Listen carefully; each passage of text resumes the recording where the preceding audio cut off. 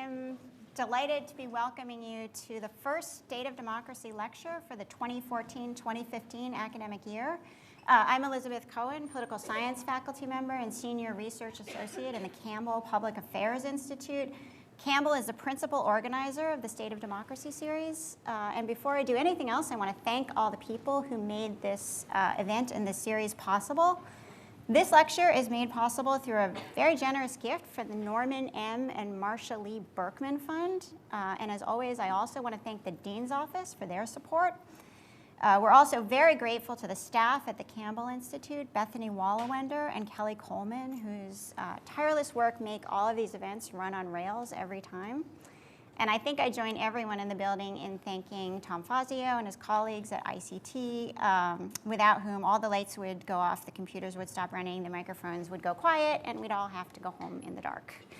I've been asked to let students know. Some of you, I think, need to sign in with your professors before you leave so that they know that you were in attendance at the lecture. So if that's you, please do so. And I want to let you know that we have a pretty dynamic roster this year for the series. Please be sure to come back on November 14th at 4 p.m. when we're going to welcome Zephyr Teachout, who is Associate Professor of Law at Fordham Law School, recent challenger to Andrew Cuomo in the Democratic primary for the governor of New York State, and author of the newly released book, Corruption in America, From Ben Franklin's Snuffbox to Citizens United. But today, we're very fortunate to have Dr. Joseph Cairns visiting from the University of Toronto Department of Political Science. His lecture, as I'm sure you know, is entitled The Dispossessed, The Ethics of Refugee Policy. And we had a lot of fun thinking about the poster for The Dispossessed. Dr. Cairns has been writing on the subject of citizenship, immigration, and rights for over 3 decades. During lunch today, we were discussing the fact that when he entered the field, there was very little academic work on immigration and citizenship, even though the political landscape made clear and continues to make clear that this subject needs a lot of serious thought by both scholars and policymakers. So those of us in the room who study immigration, and those of you who read immigration textbooks, owe a debt of gratitude to Professor Cairns for opening up this field of study and forging the way for many of us to join the discussion. Dr. Cairns is the author of numerous books and articles in the field of political theory, many but not all of which touch on the subject of immigrant rights and our obligations to people who weren't born within our borders. I'm not going to do a citation count or give you a laundry list of his publications. I'll just say that for me and for many people in the field, reading his early article, Justifying Open Borders, was an intellectual turning point. In the article, Dr. Cairns stakes out a truly courageous position against restricting immigrants from entering liberal democracies, and he proceeds to defend it so scrupulously that the multitude of communitarian closed-border scholars writing on the subject were and still are forced to acknowledge that he'd made their own claims very difficult to maintain. It's thanks to Dr. Cairns' work that scholars who have followed have been able to stake out their own bold territory. Professor Cairns has recently published a definitive book on the subject of immigration entitled The Ethics of Immigration. Just a few weeks ago, the book won the annual C.B. McPherson Prize for the best book published in the field of political theory. I urge anyone teaching on the subject to give your students a chance to read it and discuss it in class. It's going on my syllabus as soon as I'm teaching again, because like his other work, it's beautifully argued and models clear, persuasive reasoning. And you can check it out. We've got it outside. Following Dr. Cairns' talk, Professor Kenneth Baines will offer a brief response. Dr. Baines is professor of philosophy here at Syracuse. He has published widely in the field of political and social philosophy. He writes on the subjects of global governance, public reason, human rights, and the larger universe of critical theory, among many, many, many, intimidatingly many other things. We try to get Professor Baines over to the Maxwell School as often as possible because he has such an impressive command of the field of political philosophy, and we're very fortunate to have him here today to help guide our discussion on refugee policy. We're going to follow our traditional format for this lecture series. Dr. Cairns will speak for around 40 minutes, after which we will hear remarks in response to the talk from Professor Baines. Following that commentary, we will open things up to questions from the audience, so start thinking about what you really want to know about. And following the Q&A, everyone is invited to join us for food and drinks at a reception directly outside the auditorium. So now please join me in welcoming Professor Joseph Cairns.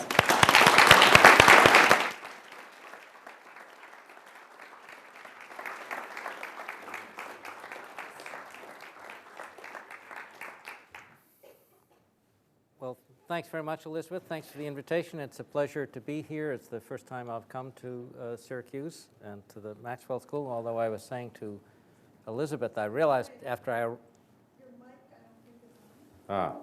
Oh, now it is. I don't think I'm controlling this. Somebody else is. Can you hear me now? Yes. Great. So I was saying this is my first visit to Syracuse and to the university, but back in my youth, I actually worked for Scotty Campbell evaluating civil service reform. He probably didn't know that, but I did that for a year. Anyway, it's a pleasure to be here, and my thanks to Elizabeth for the invitation, and thanks to Ken for agreeing to comment. So the talk I'm going to give today is a chapter from the book to which Elizabeth referred. This is the chapter that deals with refugees. Okay. What responsibilities do democratic states like the United States and Canada have to admit people who flee their home states? We have only to mention Syria, Iraq, Afghanistan, Bosnia, Sri Lanka, Rwanda, Congo, Darfur to evoke some of the recent cases that have caused millions of people to flee their homes in a desperate effort to find safety. So do those of us who live in affluent democratic states have a responsibility to admit these refugees if they want to find a new home in one of our communities? Are we justified in refusing them entry? That's the question. Contemporary reflection about refugees begins in the shadow of the Holocaust. In discussing the topic of refugees, we should remember one fundamental truth.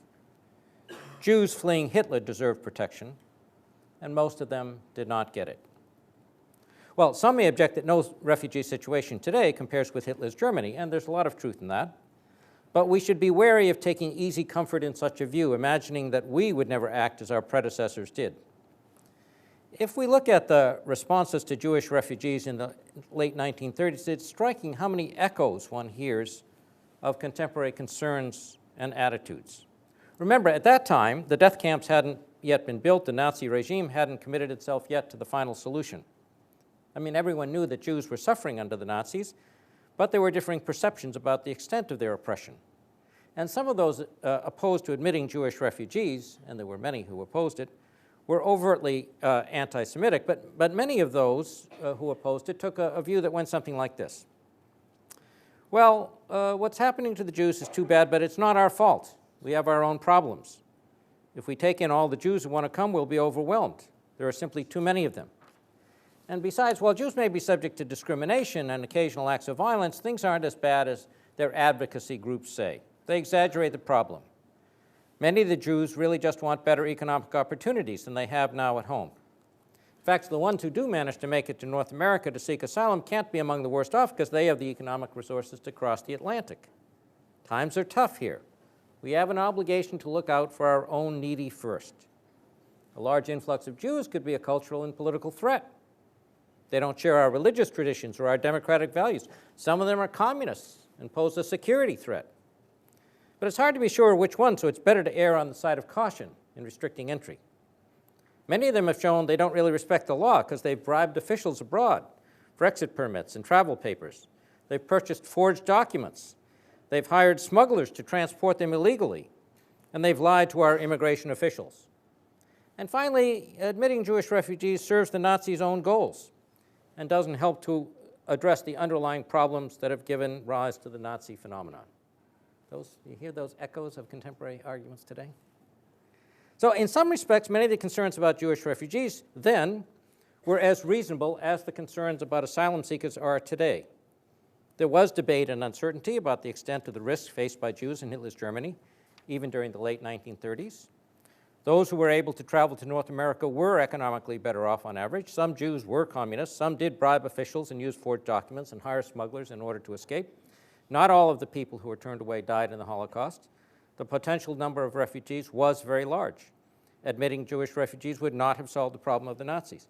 And despite all these facts, I take it to be incontestable that the response of democratic states to Jewish refugees during the 1930s was a profound moral failure, something we should acknowledge as a shameful moment in our histories and resolve never to repeat. So we often gain our most important moral insights not from theory, but from experience. As John Rawls says, we have considered convictions of justice that we should use as a way of testing and criticizing our theoretical accounts. So I propose to use this terrible failure to accept Jewish refugees as a constraint on the inquiry into the ethics of admitting refugees. Whatever principles or policies or approaches we propose, we should always ask ourselves at some point, what would this have meant if we had applied it to Jews fleeing Hitler? And no answer will be acceptable if, when applied to the past, it would lead to the conclusion that it was justifiable to deny safe haven to Jews trying to escape the Nazis. Now, this approach won't settle every question about refugees that we have to consider, but it'll give us a minimum standard, a fixed point on our moral compass. Okay, in addressing the question of refugees, I'm going to simply assume that states, democratic states, normally have a right to exercise discretionary control over immigration. So as Elizabeth mentioned elsewhere in my writing, I've challenged this view, but I set that aside now. So I'll assume this is the conventional view. In some ways, this might seem surprising, but really, it is the conventional view. And indeed, the idea that refugees have special moral claims to admission implicitly assumes this conventional view. It treats the obligation of states to admit refugees as an exception to the general rule that states are free to control entry and settlement. And treating the claims of refugees as a special case makes sense only if we presuppose that most people in the world cannot advance such claims. Some would object to that premise, arguing that the vast economic and political differences between states provide legitimate reasons for people from poor authoritarian states to move to rich democratic ones. And that is the argument I consider in the open borders. But tonight, I want to set that aside and accept as a premise that what one might call the ordinary inequalities of the modern world, that those ordinary inequalities do not by themselves give rise to a claim to admission as a refugee. So refugees are a subclass of those in need. Okay. Why should democratic states take in refugees at all? I think there are at least three kinds of reasons that can generate a duty to admit refugees: causal connection, humanitarian concern, and the normative presuppositions of the state system. So the first rationale is causal connection. Sometimes we have an obligation to admit refugees because the actions of our own state have contributed in some way to the fact that the refugees are no longer safe in their home country. In the wake of the Vietnam War, Americans both who had supported the war and who had opposed it often recognized together that America had a special responsibility to admit refugees from Southeast Asia because they were refugees because of our intervention there, whether you supported the intervention or not.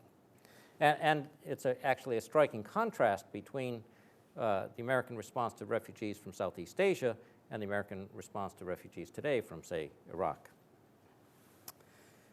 Similarly, one might say those of us in rich, developed states have a special responsibility for environmental refugees, people who are forced to flee their homes because of global warming and the resulting changes in the physical environment. And we can anticipate there will be many more of those. So who is to take those people in? Well, a second source of duty to refugees, to admit refugees, is humanitarian concern. We have a duty to admit refugees simply because they have an urgent need for a safe place to live, and we're in a position to provide it. And that sort of moral view has many different sources, both secular and religious. I won't try to identify the sources here. It's enough to note they exist and they converge on a sense of obligation to help people in dire need. And when I advanced my claim at the outset about our obligations to Jewish refugees, I was appealing intuitively to this overlapping consensus, to this shared sense with many different foundations that we ought to have opened our doors to these refugees. And a third way to think about the duty to admit refugees is to see it as something that emerges from what I will call the normative presuppositions of the modern state system. So what do I mean by that? Well, the state system assigns people to states, and so states collectively have a responsibility to help those for whom this assignment is disastrous. The duty to admit refugees can be seen as an obligation that emerges from the responsibility to make some provision to correct for the foreseeable failures of a social institution. After all, the division of the world into states and the assignment of people to these states, that's something we human beings have constructed. And when you construct a social institution, you should anticipate how it's going to work and how it's going to fail and have some solution to those failures. So if people flee from the state of their birth or their citizenship because it fails to provide them with a place where they can live safely, other states have a duty to provide a safe haven. and that duty derives from their own claim to exercise power legitimately in a world that is divided into states. Now, these three rationales are complementary. All three can be relevant at the same time, and any one of them is sufficient to create a prima facie duty to admit refugees. So given this general sense that there's an obligation, some duty, to admit refugees, the challenge is to clarify it. What's the nature and extent of that duty for democratic states? And I think there are four basic kinds of questions that we can ask. First, who should be considered a refugee? Now, in broad terms, for the purposes of my inquiry, a refugee is someone whose situation generates a strong moral claim to admission to a state in which she is not a citizen, despite the absence of any morally significant personal tie to those living there. So, like, sometimes you have a claim to get in because you've got a spouse who's in the country. That's a family reunification claim. So the refugees that I'm concerned with don't have any kind of personal tie like that. Their claim is based in their need. So one could ask, what gives rise to that sort of claim? What do you have to do? I'm actually going to skip that. I'm not going to talk about the definition of refugees today, but that goes to the definition of who counts as a refugee. The Geneva Convention has a definition. Some people expand it and so on. Second, what is owed to refugees? So at a minimum, refugees obviously need a place where they can be safe, but do they have a moral claim to more than simple safety? Should they receive an opportunity to build a new life, jobs, education for their children, and so on? Are they entitled to a permanent new home rather than just a temporary shelter? Third, how should responsibilities for refugees be allocated among different states? And in particular, what's the nature and extent of the obligation of democratic states, rich democratic states like ours, to admit refugees? And finally, what are the limits to our obligations to refugees, if any? Is there some point at which a democratic state is morally entitled to say to refugees, we know you face genuine and dire threats, but we've done enough. We've done our share. You're not our responsibility. We leave you to your fate. Is there some such limit? Well, I propose to explore these questions by critical reflection on current practice, beginning with a brief description of how things work now. So as it is now, rich democratic states like Canada, the United States, and so on admit refugees in two ways. So the first way is resettlement. You take people who are identified as refugees, you bring them into the country, and you give them a new home. Two things matter most about resettlement as it's currently practiced. First, the overall number of those who are resettled is very small relative to the needs of refugees. For example, in 2011, the United Nations High Commissioner for Refugees had over 10 million refugees under its care, over half of whom had been in exile for several years or more. But there were only about 80,000 places available for resettlement. So 5 million had been refugees in camps or whatever for over 5 years, 80,000 places. So resettlement helped some refugees. It helped the 80,000, but it's irrelevant to most. And second, there's no generally recognized obligation to take in refugees for resettlement. States that do take in refugees for resettlement are seen as generous. Those who refuse to do so violate no generally acknowledged norm. So resettlement as currently practiced is not seen as a moral duty that constrains the state's discretionary control over immigration. I use the word currently practiced because one of the arguments I'm going to make here is it ought to be seen as that sort of moral duty. Okay, so the second way in which democratic states admit refugees is by granting them asylum. And asylum is both more significant and more controversial than resettlement as a way of admitting refugees to democratic states. Asylum is when somebody arrives in a state and says, I'm a refugee.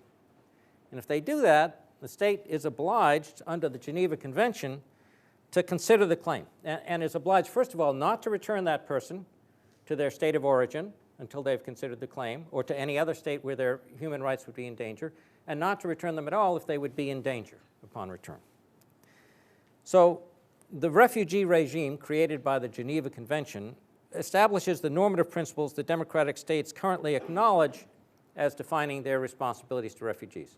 As they acknowledge, because they've all signed it. Doesn't mean they live up to it, but they've signed it. They say, this is what we ought to do. So in principle, every person who arrives and claims to be a refugee is supposed to get a fair hearing to determine if the claim is valid, and if the state accepts the claim, it's obliged, roughly speaking, to grant the refugee asylum and provide her with a fairly extensive package of legal rights. And this was first adopted in the initially in the post-war period and then expanded in 1967. Initially, it applied only in Europe. And for a while, it worked quite well because very few people came. But in the 1980s, this changed very much. Requests for asylum grew rapidly in Europe and North America, and these rich states responded. They adopted policies to prevent people from arriving and claiming refugee status. The most important technique was to impose more stringent visa controls on states whose citizens seemed likely to ask for asylum after arrival. So if you want to come to the United States and you come from a poor country and where you might have a claim for asylum, you have to get a visa. And when you apply for the visa, they're going to try to figure out if you look like a likely refugee claimant. And if you do, you're not going to get a visa. Catch-22. So to get a visa, people had to provide supporting documentation about their lives that would convince immigration officials they would want to return home and therefore would be unlikely to file a claim for asylum. To enforce compliance with the visa restrictions, airlines and other carriers were subjected to heavy fines. This is why the airlines are so meticulous. If you've ever been, and the airlines are checking your documentation, why are they so careful? Because they pay a big, big fine if they let somebody come without the proper documentation. And there were other tactics. Sometimes they said the asylum claim had to be filed in the first state in which an applicant arrived after leaving the home country, and some other techniques. The general point is, as measures to reduce the number of asylum applicants, these techniques, which I call techniques of exclusion, were very effective. So, how does the current refugee regime handle the 4 questions that I posed? So I won't go through the definition. The Geneva Convention has a definition. It can be interpreted in various ways. I think it ought to be expanded a little, as some places have, but I'm going to leave that to one side. Okay, what's owed to refugees? And think about this question. We have to distinguish between the immediate aftermath of flight and the longer term. And the refugee regime reflects this distinction in practice. So the first priority is to secure the safety of refugees and protect their basic human rights. And for these purposes, emergency arrangements like refugee camps are often quite appropriate. But that's not sufficient as a permanent solution. In the long run, if refugees can't return home safely, they need a new home.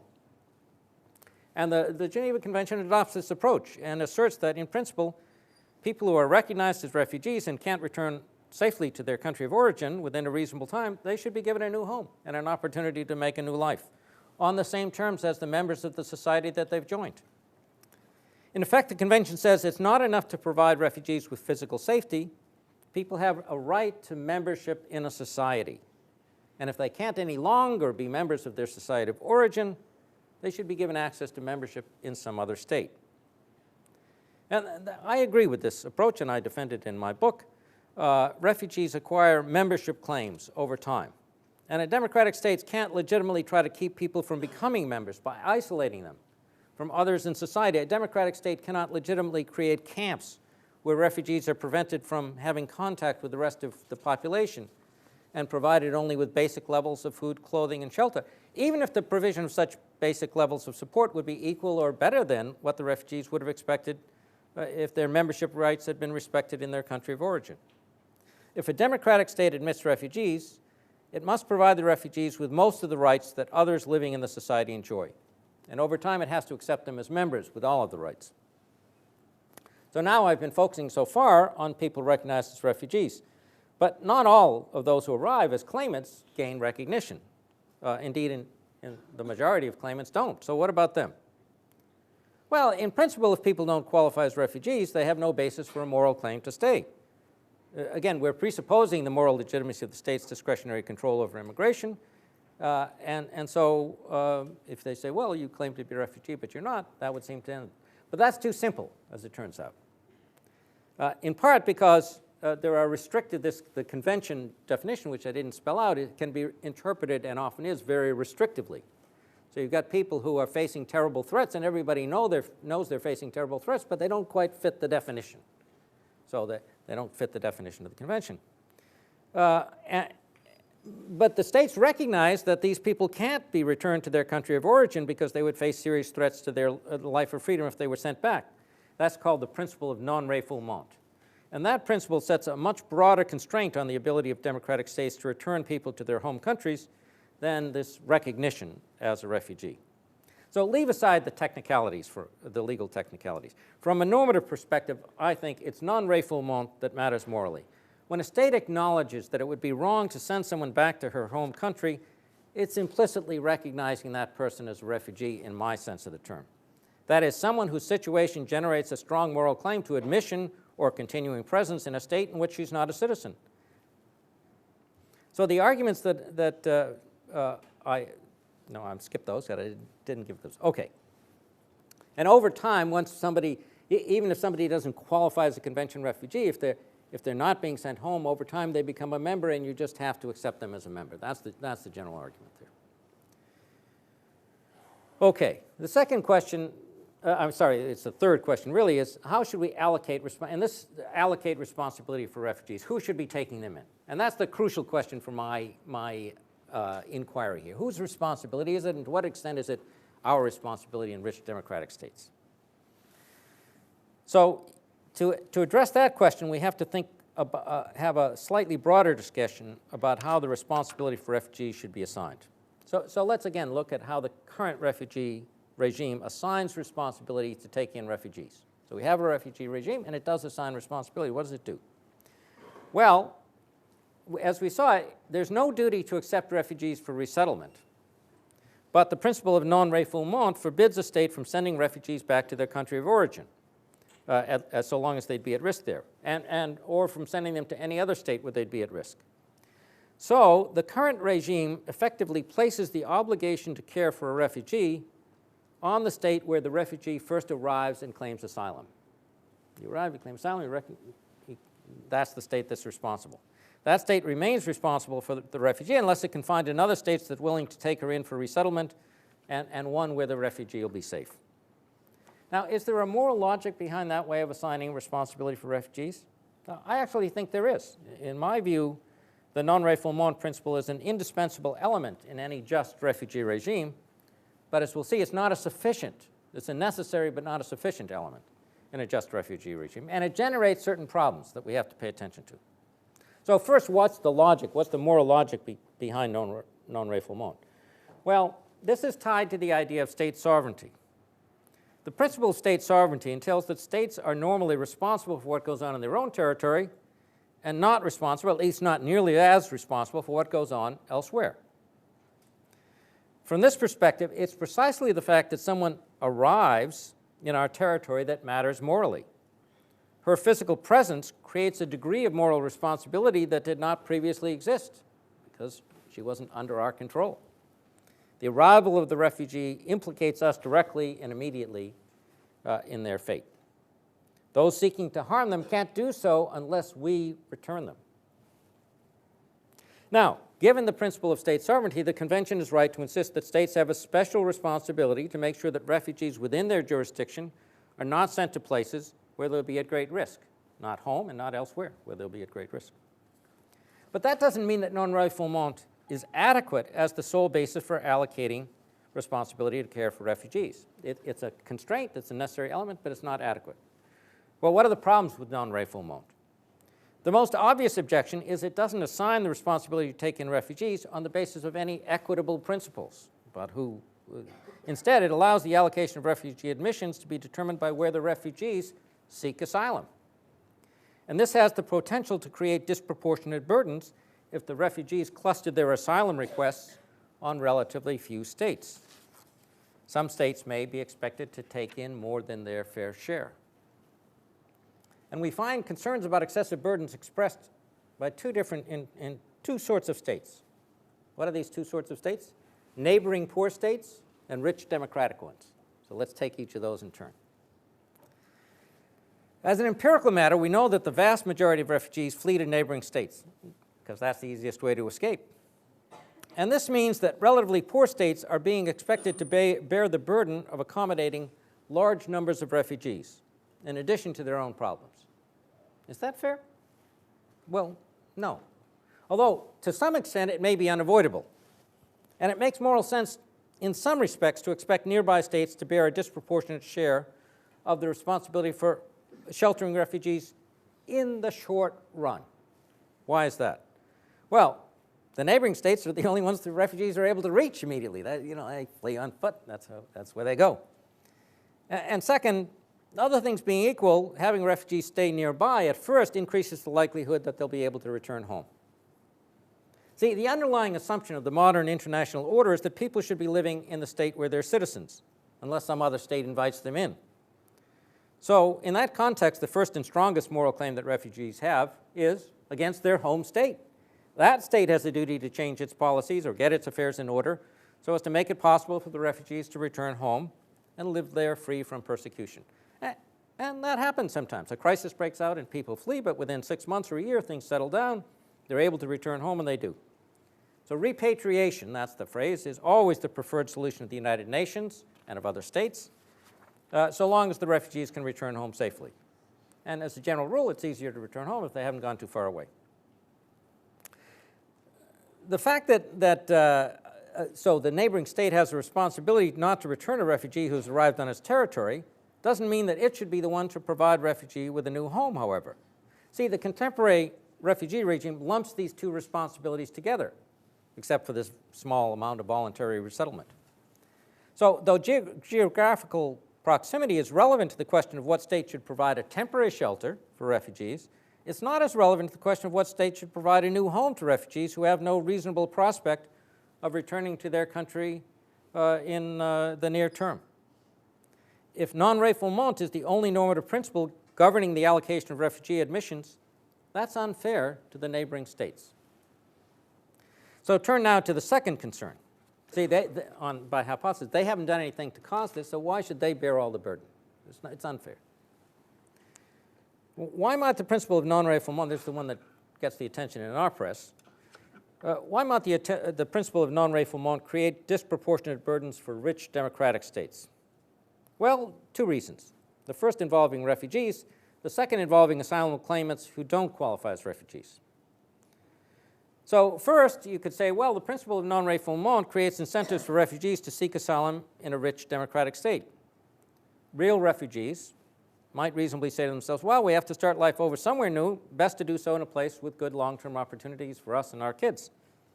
And if enough refugees did that, it would mean that rich democratic states would be expected to admit more than their fair share, at least if we assume that fair distribution would have some basis other than relative wealth and the refugees' preferences. Now, I use the hypothetical tense in discussion of this issue because, in my view, this concern about rich democratic states being unfairly burdened with too many refugees is only a hypothetical potential problem rather than an actual one, in contrast to the actual burden borne by neighboring states who clearly do shelter and admit a disproportionate share of refugees. As I noted at the outset, all of the rich democratic states have adopted techniques of exclusion that make it much more difficult for people to get to their territory and claim asylum. So given the general effectiveness of these techniques, it's just not plausible to claim that the actual distribution of refugees burdens rich states unfairly, though I'm sure many people think it does. It won't stand up to scrutiny. So, and really, while many people worry about being expected to admit more than their fair share of refugees, the much more important issue is the moral wrong involved in the use of techniques of exclusion to keep the numbers within bounds. Visa controls, carrier sanctions, the other techniques of exclusion, these are indiscriminate mechanisms. They're just as likely to exclude genuine refugees as those without valid claims. These techniques fail the fundamental test that I set out at the beginning of the talk, that no policy is justifiable if it would have led to the exclusion of Jewish refugees fleeing the Nazis. And indeed, visa controls did play an important role in the exclusion of Jewish refugees in the 1930s. Democratic states cannot meet their moral responsibilities to refugees by establishing a system to protect refugees that they prevent the refugees from using. Okay, well, some will say, look, the use of techniques of exclusion is unavoidable because lots of these people who come in and ask asylum, they don't really qualify as refugees. So this is the second source of potential disproportionate burden. Strictly speaking, it's not a disproportionate share of refugee admissions, but it's so directly connected we have to talk about it. So many, indeed most of the people who seek asylum in rich democratic states don't get recognized as refugees. And some people are tempted to conclude from this that the real problem with non-refoulement is that it creates incentives for people to file asylum claims that they know have little merit in an attempt to gain entry to democratic states with the goal of using their time there while their case is being considered to gain a foothold in society and then find some other way to stay on. This is the classic picture of the asylum abuser. Someone who's really just an economic migrant with no strong moral claim to entry, seeking to get into a rich democratic state through a mechanism that is supposed to be reserved for refugees. And this picture informs much of the popular discourse around refugees in democratic states and generates a lot of moral outrage. And there are undoubtedly some claimants who fit this picture of an asylum abuser. And given the conventional assumption, which I'm not challenging here, that states are morally entitled to restrict entry, including excluding those who are only suffering from the ordinary inequalities of the modern world, remember I put that limit, the moral outrage against them is in a certain sense understandable. They're taking spaces that should be reserved for real refugees and making it more difficult to maintain a system that is to provide refugees with protection. So if only the asylum abusers refrained from their opportunistic behavior, many will say, there would be no need to use the techniques of exclusion to limit the number of asylum claimants. While these concerns are understandable, they're fundamentally misguided. Most people seeking asylum are not lawyers. They often have little idea what legal principles govern the refugee system and whether or not the reasons that led them to flee their country of origin will be considered sufficient to qualify them for refugee status under the Convention. The fact that an asylum claim is rejected doesn't prove the application was fraudulent. Most asylum applications have some basis in dangers and hardships that the claimant faces. Most people don't leave their home country and file an asylum claim lightly. There are almost always push factors, things driving them out, as well as pull factors, things attracting them to the new place. So the picture of the failed claimant as ipso facto an asylum abuser is a gross distortion of reality. As I noted before, democratic states often feel obliged, and they recognize this in their practice, not to deport failed asylum claimants because of the risks those claimants would face if they were returned home. From a normative perspective, people like this should be considered genuine refugees, not asylum abusers, whatever their legal status under the Geneva Convention. Well, what about the applicants who lie in their applications, destroy documents to make it harder to deport them? Can't we at least say people who do this are abusing the asylum system? Well, no, not necessarily. Real refugees are rightly terrified of political authorities.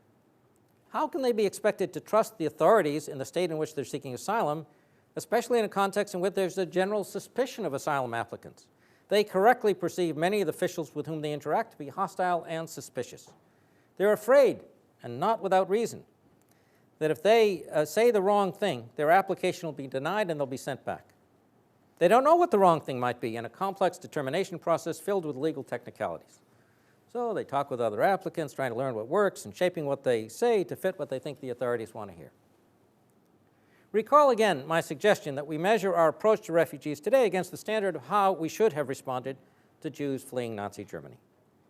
Would it have been reasonable to expect Jewish refugees not to lie or destroy documents if they thought that was necessary to do so to gain safety elsewhere? Should their lying have been grounds for denying them refuge?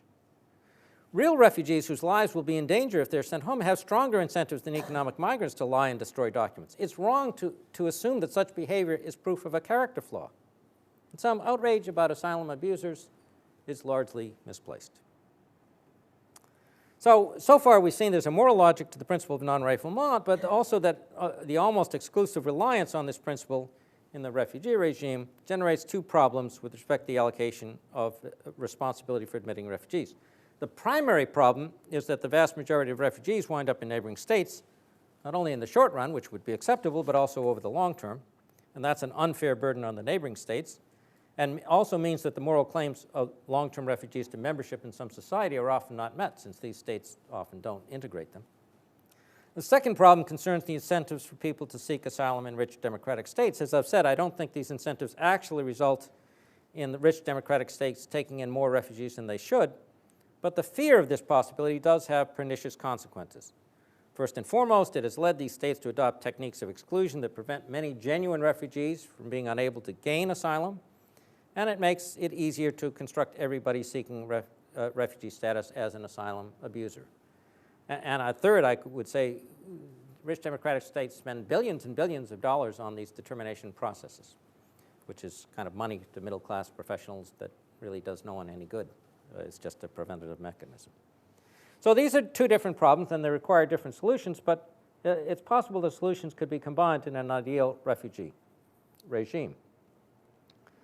The first problem could be addressed by making it a strict duty for states to take in an appropriate number of refugees for resettlement, and the second problem could be addressed by breaking the link between where one requests asylum and where one receives it. I'm going to just say a little bit about each of these because I'm trying to pay a little attention to my time here. So one crucial component of a better refugee regime would be to make resettlement a formal duty with the binding character that non-refoulement has, rather than a discretionary option for states. The duty of non-refoulement would continue, of course, for reasons indicated above. I have to skip discussion of the sorts of considerations that we would take into account if we wanted to allocate responsibility for refugee resettlement fairly among states. I'm sure there would be many complications and ambiguities, but the deepest obstacle to implementing a better allocation of responsibility for resettlement doesn't derive from our uncertainty about how to solve such questions, intellectual disagreements about what's fair. It results from our collective reluctance to do what fairness requires on any account of fairness. I'll say a bit more about that later. And I'm going to skip this section on breaking the link between claim and place. The basic idea here is simply that if the place where people got asylum wasn't tied to the place where they filed for asylum, there'd be less incentive to come to a particular place to file the link. But the problem with institutionalizing that is it would undermine the Geneva Convention, and there's no reason to believe that the rich states would then carry out the duties that they already have. Okay, the fourth and final question about our duty to admit refugees is the question of limits to obligation. One of the most striking features of the refugee regime that was created by the Geneva Convention is that it sets no limits to the obligation of states to admit refugees. The states are permitted to turn away people who don't qualify as refugees, but if they meet the convention standards, they're supposed to take them in, no matter how many of them there are. They don't say, oh, well, I mean, there's a public order limit. Even the commitments in the Geneva Convention are constrained by the responsibility of states to maintain public order. No one expects a state to admit so many refugees it can't function, but this is a minimal constraint. Now, I speak here of principle. In practice, as we've seen, the techniques of exclusion that democratic states have adopted prevent real refugees, as well as others, from arriving, and so limit the demands made on them. And technically, these don't violate well, there's a debate about whether they technically violate the principle of non-refoulement. But anyway, democratic states do not acknowledge openly that they are excluding refugees. So my proposal to make resettlement a moral duty would add to the demands being made upon democratic states with respect to the admission of refugees. So democratic states would have to take in many more refugees than they do now. Is this unreasonable? Many people think there's some point at which a democratic state's concern for its own interest and its own population make it legitimate to shut the doors, even on people who clearly qualify as refugees. David Miller was a prominent political theorist. Here's a quote from him. He says, "There can be no guarantee that every bona fide refugee will find a state willing to take her in. At the limit, we may face tragic cases where the human rights of the refugee clash with the legitimate claim by the receiving state that its obligation to admit refugees has already been exhausted." Well, when? When is that limit reached? When are we justified in turning away genuine refugees? This turns out to be a troubling question to which neither Miller nor anyone else I've ever read offers clear guidance or a satisfactory answer. My own answer is almost never. Given the moral presupposition of the state system, it's reasonable to say that states should give priority to securing the basic rights of their own citizens and residents over comparably urgent basic rights of outsiders. If one takes the moral claims of refugees seriously, however, it's not clear why their claim to admission, which is necessary to protect their most basic rights, should be subordinated to less vital interests of the members of the receiving states. Basic rights, yes, but the less vital interests. Well, we would have to pay more taxes, we'd have more. But that's not the same thing. We're talking about life and death here. Recall the approach that I proposed at the outset, that we asked what proposed principles would have implied for our response to Jewish refugees fleeing Hitler. I've assumed from the outset that my readers, my listeners, will agree that turning away those refugees was wrong. and no appeal to the limits to our obligations would have justified closing the door on them. Now, if someone wants to say, oh, that was true then, but wants to defend the possibility that the exclusion of genuine refugees in some other case would be justifiable, well, then that person has to explain what distinguishes the legitimate case of exclusion from the indefensible one. I don't claim it's impossible to imagine circumstances in which the exclusion of refugees might be defensible. I acknowledge the public order constraint. Maybe there would be other circumstances in which admitting refugees would bring such high cost to the basic interests of those in the receiving society that you could justify exclusion. If, Hume, the famous Scottish philosopher, reminds us one of the background conditions for justice is limited scarcity. Extreme scarcity, justice sort of disappears. If everyone were in dire need, it might be unreasonable to expect people to do more than look out for their own. In the real world, however, this is a purely hypothetical speculation. I don't see how any rich democratic state today could make the case that it has taken in so many refugees that it is now morally entitled to turn real refugees away. Indeed, if the argument I've advanced is correct, all of these states have a moral duty to resettle many more refugees and are failing to meet that duty. And the neighboring states really have a much stronger basis to cry, enough! And some have occasionally done so, though even then I'd say without sufficient grounds. For the most part, however, they have taken in the refugees, and there's a certain irony here. See, in the discussions of immigration, immigrants from poor, illiberal, authoritarian, religiously conservative states are often constructed as threats to the admirable values and practices of democratic states. But when it comes to the admission of refugees, however, it's the former states that have made room for millions of human beings in desperate needs, while most of the latter, the democratic ones, have devoted their energies to keeping the refugees out. I don't mean to romanticize the refugee-receiving states. To some degree, that's been a matter of their inability to keep the refugees out, though even poor states have soldiers with guns. Sometimes they'll let them in for political reasons. Still, the contrast between the numbers admitted in North and South are stark. In some ways, the desire to limit our obligation to admit refugees is understandable, given the background, the state system. I mean, every state is supposed to protect the basic human rights of those within its own jurisdiction. And if the other states did that, we wouldn't have to worry about admitting refugees at all. The responsibility to admit refugees is a secondary and derivative duty. Our state has a responsibility to admit refugees only because some other state has failed to do what it's supposed to do, to carry out its own primary moral duty, at least in cases where our state has played no role in generating the refugees. Our responsibility arises only from the refugees' need and our capacity to help. So in a way, it makes sense that states resent being asked to take in refugees. But that doesn't make it legitimate to exclude the refugees, or worse still, to blame them. Anger at the Nazis for creating a refugee problem should not have been transformed, as indeed it sometimes was, into resentment of Jews. Final section, morality and self-interest. What makes the issue of refugees especially difficult is that it involves a deep conflict between interest and morality. If we think about ordinary morality, it is striking how many moral principles, habits, and practices fit very well with self-interest as conventionally understood, at least if you take a long-term or enlightened view of self-interest. Indeed, a lot of ordinary morality could be seen as an aid to self-interest, in the sense that it prevents the emergence of collective active problems that arise when people act only on the basis of a narrow and immediate view of self-interest. For example, it's a familiar point that capitalist market systems function much better in contexts where people are honest most of the time, and the prevailing culture discourages graft, corruption, and theft. You don't have to have perfect compliance for people to see that these sorts of moral norms and habits are a public good. They make everyone's lives better off. And that recognition reinforces the norm, making it even more likely that most of the time, honesty will be the best policy, as the old saying goes. It serves everybody's interest. So, as a general matter, it's much easier to get people to follow a course of action that's recommended on moral grounds when it fits with self-interest in the way I've just outlined than when it doesn't. Finding ways to present moral arguments that draw attention to the links between morality and interest make it more likely that the moral arguments will be accepted. That's a common approach in politics, and it can do a lot of good in guiding policies in ways that make them more ethical. But morality can't be entirely reduced to enlightened self-interest.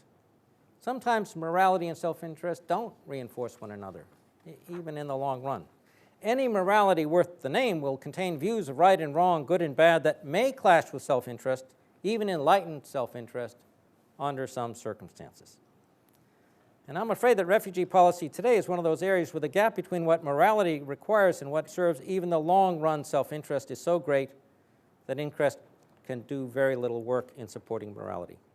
I'm not suggesting discussions of refugee policy should ignore the connections between morality and self-interest. On the contrary, it's appropriate to think of ways to reduce the incentives to make opportunistic use of the asylum system, to reduce the incentives to employ techniques of exclusion. Where we can, we should seek a better alignment of interest and morality. But the real problem, in my view, is that the admission of refugees does not serve the interests of rich democratic states.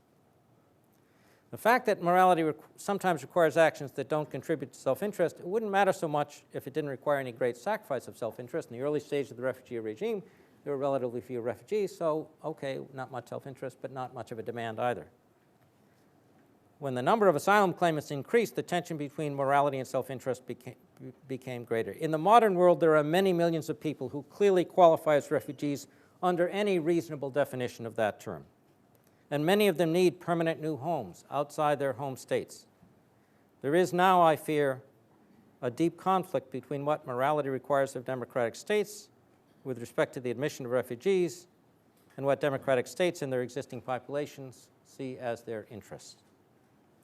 So, in summary, I've argued that democratic states have a moral duty to provide refugees with a safe place to live in the aftermath of their flight and to provide them with a new home if they're unable to return safely to their state of origin in a reasonable time. I've argued further that the refugee regime created by the Geneva Convention meets some of these duties, but that it suffers from a number of important moral flaws. I've suggested how it might be possible in theory to construct a better refugee regime that preserved the virtues of the Geneva Convention while remedying its flaws and allocated responsibility for refugees more fairly. But this would require an expansion of existing commitments towards refugees, especially with respect to resettlement. That sort of expansion would not extend the obligation of refugees beyond reasonable limits, but given the ways in which it would conflict with the interests of states, we cannot be too optimistic that democratic states will be willing to do what they ought to do in admitting refugees. Needless to say, I hope that my pessimism is misplaced. Thank you.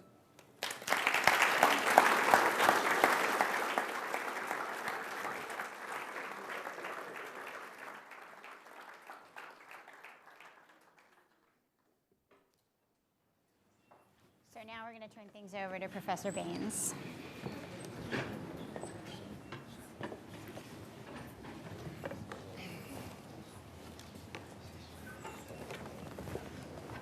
So is this on? Can you hear me? I have a weaker voice, but I'll do my best. First, I want to thank Professor Cairns for agreeing to kick off this year's State of Democracy lecture series. And I want to thank him especially for this very rich and informative talk. As a political philosopher, of course, I have lots of questions about what the source or ground of our obligation to refugees are, even the question that he put aside, how we define a refugee, understand what a refugee is, what the scope or extent of our obligations to refugees are. But I'm going to set those questions aside, and I want to instead focus on what I take to be a sort of very troubling catch-22 that Professor Cairns sees in our current refugee practice, right? So as I understood one of the core claims of his paper, many individuals arrive in more or less democratic states, including our own, and at least some of these individuals, perhaps even the majority, clearly cannot be returned to their home country without violating principles in the Geneva Convention that these democratic states have agreed to. On the other hand, the entrance of these individuals into these states generates its own unfairness or its own inequities, right? So on the one hand, he argued it creates a huge burden on neighboring countries, countries that are often quite poor with respect now to the treatment of these refugees. It's my understanding, for example, that Costa Rica has received many more refugees from Honduras and Guatemala than the United States has. But it's sort of been a big issue in the United States about what we're going to do with these refugees. States like Turkey or Lebanon or Jordan have received many refugees from Syria. So, I mean, that's a sort of example of the poor neighboring countries and the unfair burden it places on these countries. Secondly, individuals often make, for very rational, intelligible reasons, rich or affluent states their final destination or target. And the argument there is that it's at least a consideration that this will then create an inequity or unfairness on the more affluent states, at least with respect to their responsibility for their share of refugees. Now, in response to this sort of catch-22, many states then take measures to minimize their obligations, the obligations that are triggered by the Geneva Convention the minute an individual makes it, right, into a state. These are what Professor Cairns was calling the techniques of exclusion, right? So states take different measures to make sure now that their Geneva Convention obligations are not triggered by keeping prospective refugees out of the country. This itself requires a huge investment of energy and resources. As he mentioned, many people earn their livelihood by engaging in these techniques of exclusion. Now, Professor Cairns' claim was that while perhaps not technically violating the requirements of the Geneva Convention, they certainly do so in spirit. And in his argument, more importantly, they violate this test that he set out at the beginning of his talk, namely, how would these policies impact the fate of Jews who were fleeing Hitler's Europe at the time. Now, he proposes two different responses to this catch-22 situation. The first was that maybe we should shift our understanding of what our obligations are with respect to resettlement. If we make it a strict duty, rather than just a thing that is very good for democratic states to do, this would lead us to rethink now what our responsibilities were. And secondly, and perhaps more importantly, he argued that we need to sever the link between where a claimant first makes a claim and what a country or state bears ultimate responsibility for receiving or accepting that individual. So if that happened, then poor countries, the neighboring countries, wouldn't need to be so concerned. And the fact that many asylum seekers make their way to richer countries also wouldn't settle the question, because if you had some fair allocation of responsibilities for asylum seekers, you could just put them on a plane and send them out to different countries. And that all seemed well and good, but we didn't stress this quite as much in his talk. He's worried that this will have some very negative unintended consequences, especially for the fate of current individuals seeking asylum. The center of the argument, as I understood it, was its really commitment to this normative presuppositions of the state system, and in particular, this principle of sovereignty, that the very fact that an individual makes it to a country triggers these Geneva Convention responsibilities that if states don't want to violate their own commitment to sovereignty, they've got to take very seriously.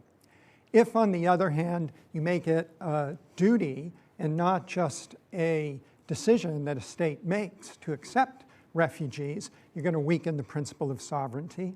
And if you sever the link between where an individual first makes a claim and what the final fate of the individual is, if that distinction is severed, states too may no longer assume the kind of responsibility they feel that they have under this principle of sovereignty with respect to the individuals who are seeking asylum.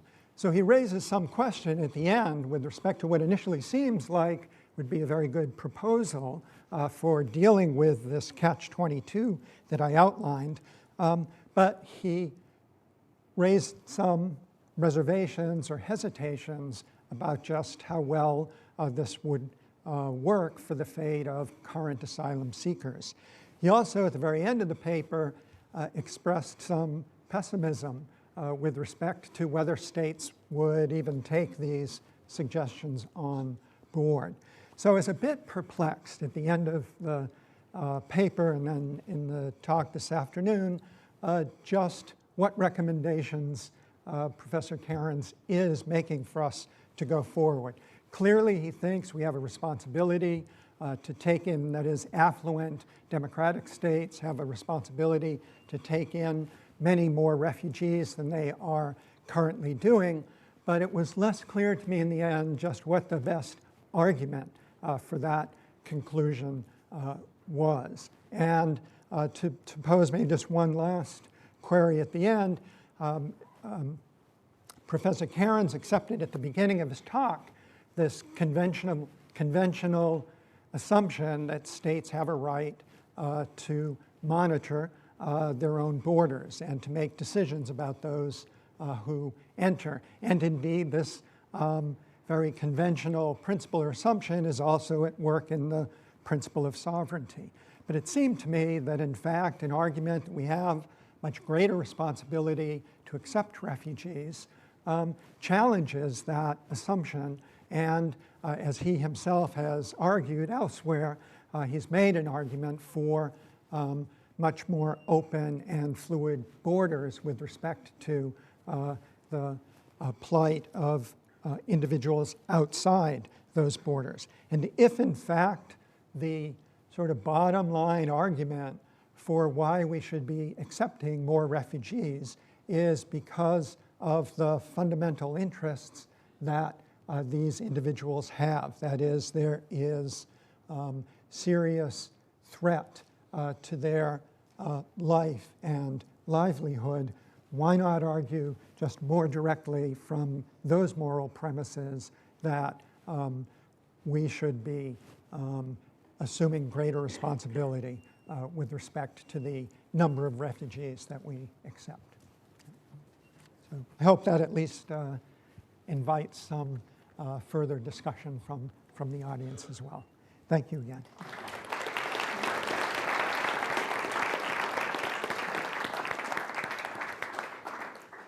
So we have a little time for Q&A now. Are you okay with calling on people? And if you're called on, I think we've got mics going around, so great. So just wait for the microphone to come to you. So.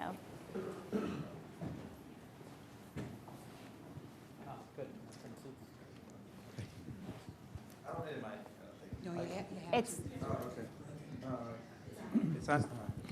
Hi, my name is Roberto, and I was a refugee once.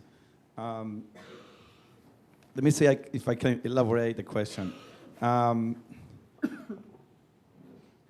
tried to think as a refugee once. I was a refugee once. And what I look in the public opinion, at least in the United States right now, is the refugees in the long run, and I agree with you, I think you, then the democratic country should take as most of refugees that it can. But when the refugees become, for the view of the public opinion, a problem. And I can elaborate a little bit on this. For example, when I came 12 years ago, we were put in a bad neighborhood. I was looking at my friend kids. They were hanging out with people that were up to no good. Usually the public opinion looks at refugees or immigrants, at least in this country, if you had to incorporate the new culture and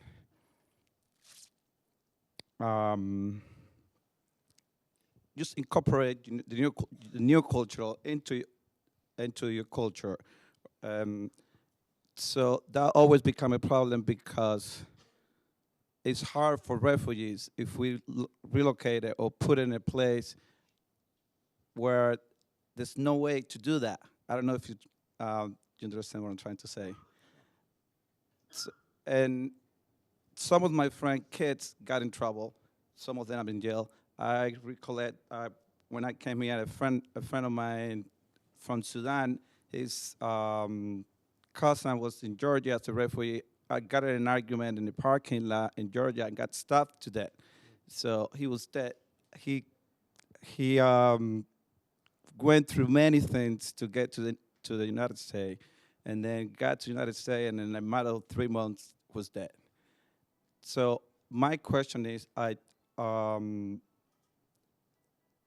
against the public opinion, and I recently read something about Somalians getting recruited by ISIS in Minnesota.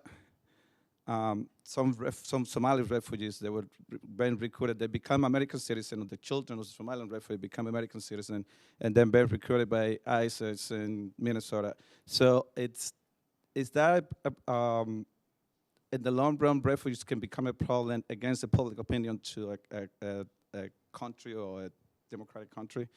I don't know if you can understand the question, but. Good. So that's a good question. I think there are two different dimensions to that question. One has to do with,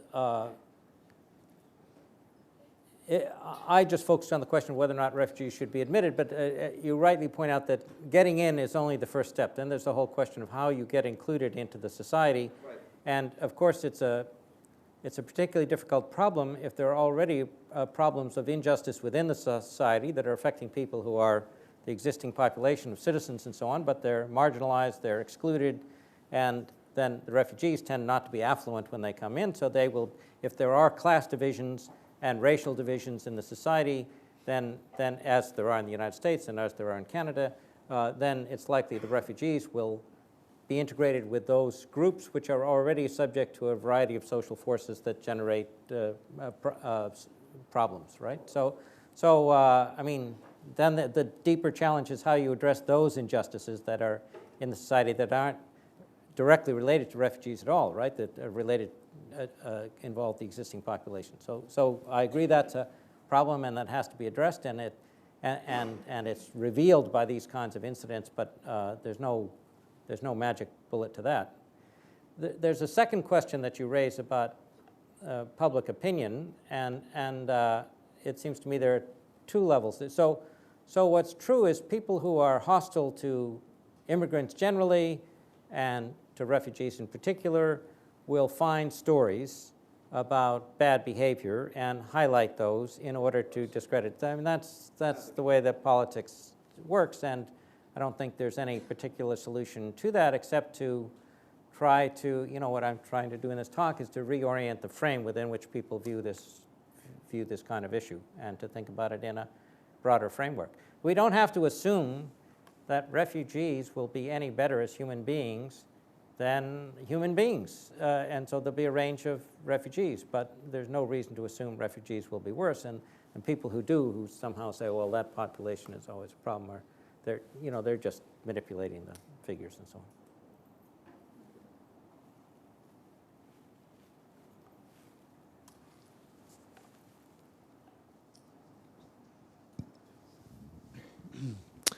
My name's Seth. How does your philosophy, kind of your ideas of the ideal refugee regime translate to immigration of people who aren't strictly unsafe in their home country, but are just kind of searching for better living conditions or economic opportunity? So in other words, from a moral perspective, why shouldn't immigrants who are just looking for a better life but aren't refugees have the same chances as refugees in your perfect regime? If that makes sense. Right. So that's a perfectly good question, and some people have been alluding to this fact that I make an argument. So I've got to kind of, in the book there are a series of arguments, right? So just to put my cards on the table, as I do in the book at the very beginning, I think that the existing world order is deeply unjust, and the inequalities between states are deeply unjust, and that's what gives rise to pressures for mass movement, and that's the fundamental injustice is global inequality, and that's what should be addressed.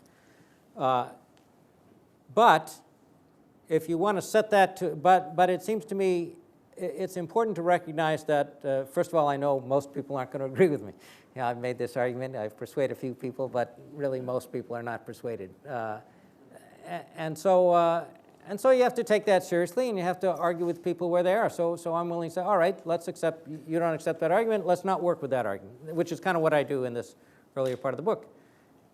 I think by contrast to that, most people do recognize at some level rhetorically when you say, well, you should be free to, I was just doing an interview with something the other day, and people say, well, states should be free to admit whom they want, well, except for refugees. In this case, the person said fleeing genocide. But people do have in the back of their mind that you can't have a blanket, that there is a problem here. So there's usually some recognition.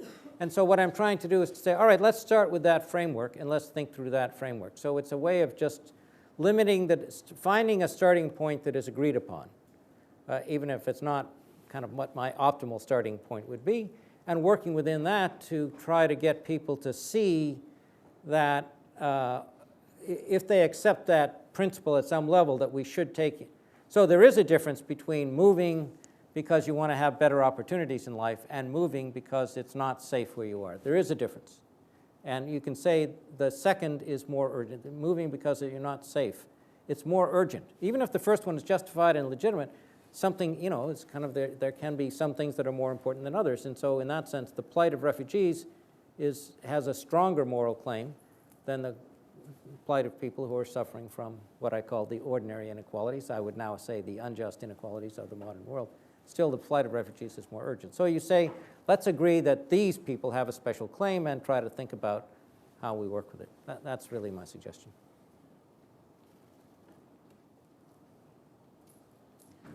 One of the things that seems to come to my mind is that we're facing a situation with global warming where, in fact, the kinds of issues that make it unsafe for you to be somewhere are completely different. They're ones in which you're starving to death. Right. And therefore, you're moving in large numbers from Africa at the moment and into Europe. The question comes, what does one do then? How does one change one's term of refugees in relation to mass starvation?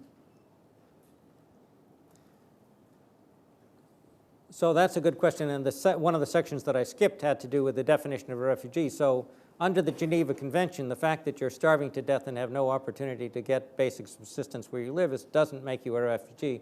I think that's too narrow a definition.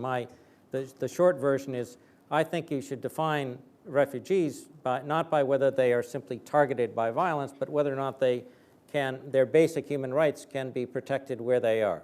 And if they're living in a context in which it's not possible for them to get food, then that would count as being a that would count as being in a condition in which you would qualify as a refugee.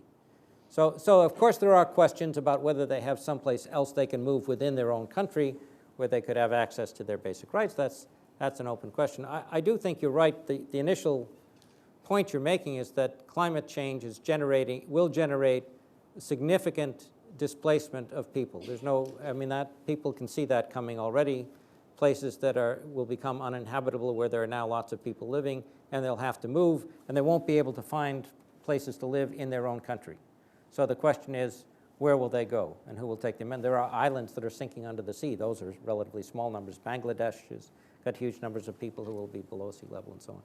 So I did suggest at the outset that if you ask, well, who's responsible for this kind of climate change problems, it's clearly the rich developed states that have generated the problem that is leading to these changes, and you could argue that they have, and I think it's true, a special responsibility to respond to that movement.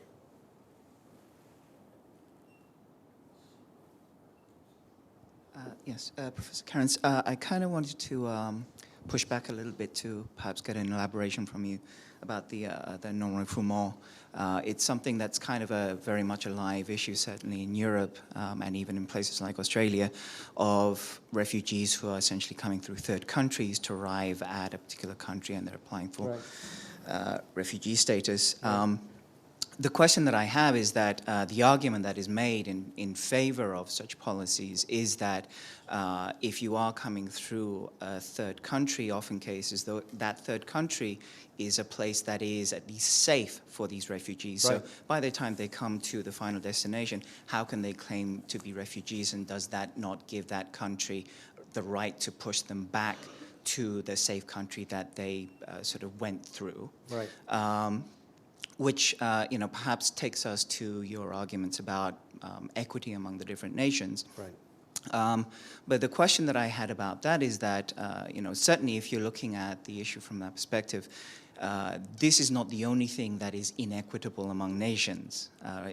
Resources, people, climate, whatever you want to look at, there's a whole bunch of other inequities between nations. What makes this something that needs to be equitably distributed among the nations, that it's something above, say, Saudi Arabia having to share its oil with everyone else, for example? Well, so I think I agree actually with almost everything that you said. So for those of you who don't understand this context, one of the mechanisms, one of the techniques of exclusion is that states have said, if you pass through a safe third country, now, what counts as safe is contested and will be interpreted differently. But if you pass through a safe third country and then arrive to claim asylum, so for example, Canada has an agreement with the United States. Here's a nice example. Canada has an agreement, a safe third country agreement. If you come from, say, South America, even if you have a legitimate refugee claim, if you pass through the United States and try to claim asylum in Canada, they're now going to say, this didn't used to be the case, go back to the United States and file your claim. So, and the idea is you shouldn't be able to pick and choose where you file, and you shouldn't be, so there's a kind of plausible story about this safe third country. But on the other hand, one of the reasons why that's not so plausible, so in the 80s when there were wars in Central America, for which the United States was partly responsible, Canada was accepting, say, refugees from Guatemala at rates of 60, 80%, and the United States was accepting them at rates of 3%. So when you have vast disparities in the acceptance rates, you have there are often questions about whether actually what is treated as a safe third country is really safe. So, but now the question has been raised, well, okay, there's an equity issue in terms of and one of the arguments is if the safe third country just lets it be wherever the refugees happen to land first, and so that's just the accidents of geography, and why is that equitable? And the question has been raised, well, why is that problem of equity any more important than other problems of equity? I'm actually not saying it is more important. So here I want to distinguish between an argument about principle and an argument about what ought to be done. So I want to make the point of principle that this is an inequity, and the fact that there's some other inequity, I say let's have an argument about that one too. At the level of principle, let's be clear about that. If we could get agreement that all these things are unjust, we would at least acknowledge that. At the level of practice, so this connects to something Ken raised, what is my proposal for change? Well, actually, I'm very leery of proposing changes. Why? Because I think any change is likely to be a change for the worse. I think if you make an assessment of the political reality in, say, the United States or Canada today, or Europe, if you were to try to mess with the refugee regime, you wouldn't get more protection for refugees, you'd get less. So, but that's a political judgment, right? Which is quite different from the question of what you think is right at the level of moral principle, but then as you translate that into action, you have to think about the consequences of trying to bring about change, and it's not the case that things couldn't be worse. They could be worse. So that's really why I would oppose some sort of policy change. And I don't think making an argument about refugees and the injustice there is likely to be any more effective than an argument about global poverty. Nonetheless, I want to make it. That's what a university is for. I think we have time for one more